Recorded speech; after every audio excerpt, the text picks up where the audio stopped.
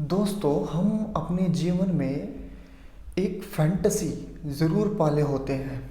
Fantasy एक वो दबी हुई इच्छा होती है जिसको हम अक्सर जीना चाहते हैं, और वो फैंटेसी हम कभी कभी कभी क्या अमूमन हम किसी के साथ शेयर करना भी नहीं चाहते, बस अपने आप ही उस बात को फील करना चाहते हैं।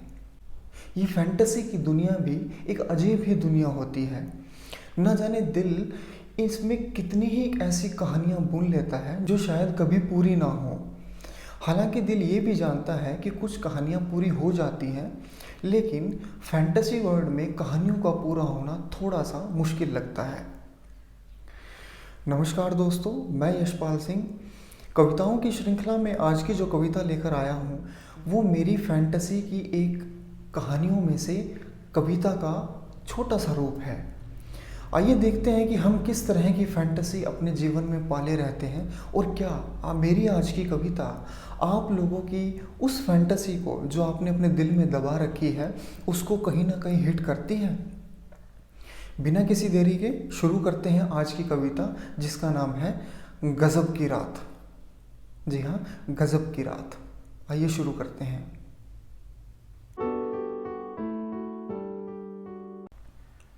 अनजान शहर की गलियां थी, अनजान शहर की गलियां थी, चांदनी में नहाती कलियां थी। अनजान शहर की गलियां थी, चांदनी में नहाती कलियां थी। समय शायद आधी रात का था, समय शायद आधी रात का था, और डर भी इसी बात का था। अनजान शहर की गलियां थी, चांदनी में नहाती कलियां थी। समय शायद आधी रात का था, और डर भी इसी बात का था।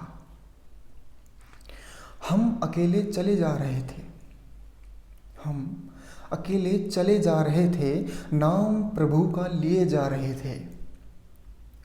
थोड़ी दूर एक साया दिखाई दिया, थोड़ी दूर एक साया दिखाई दिया। कोई है, ये शब्द सुनाई दिया। हम अकेले चले जा रहे थे, नाम प्रभु का लिए जा रहे थे। थोड़ी दूर एक साया दिखाई दिया। कोई है, ये शब्द सुनाई दिया। जान पड़ता था कोई परेशान है, जान पड़ता था कोई परेशान है, तभी ये स्वर गंभीर और हैरान है। जान पड़ता था कोई परेशान है, तभी ये स्वर गंभीर और हैरान है।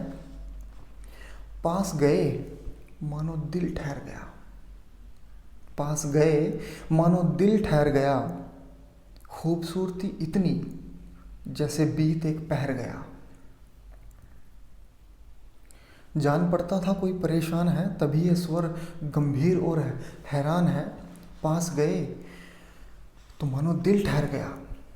खूबसूरती इतनी जैसे बीत एक पहर गया।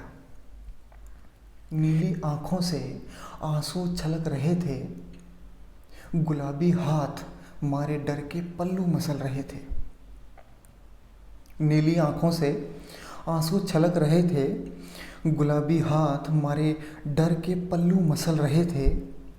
काले सूट में क्या गजब ढाती थी, काले सूट में क्या गजब ढाती थी। उस पर रूहानी आवाज़ कहर मचाती थी। नीली आंखों से आंसू छलक रहे थे, गुलाबी हाथ मारे डर के पल्लू मसल रहे थे। काले सूट में क्या गजब ढाती थी, उस पर रूहानी आवाज़ कहर मचाती थी। हमने पूछा, मैडम क्या बात है? हमने पूछा, मैडम क्या बात है? आप अकेले और ये काली रात है। रोते हुए बोले, हम रास्ता भटक गए हैं। रोते हुए बोले, हम रास्ता भटक गए हैं, तभी इस सुनसान जगह में अटक गए हैं। हमने उनका हौसला बढ़ाया, हमने उनका हौसला बढ़ाया, फिर अपना परिचय कराया। हमने उनका हौसला बढ़ाया, फिर अपना परिचय कराया। हम भी यहाँ मुसाफिर हैं, हम भी यहाँ मुसाफिर हैं, ढूंढ रहे मंजिल आखिर है।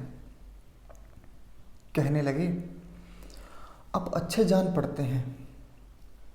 कहने लगे कि आप अच्छे जान पड़ते हैं, बातों से सच्चे और नेक मालूम पड़ते हैं।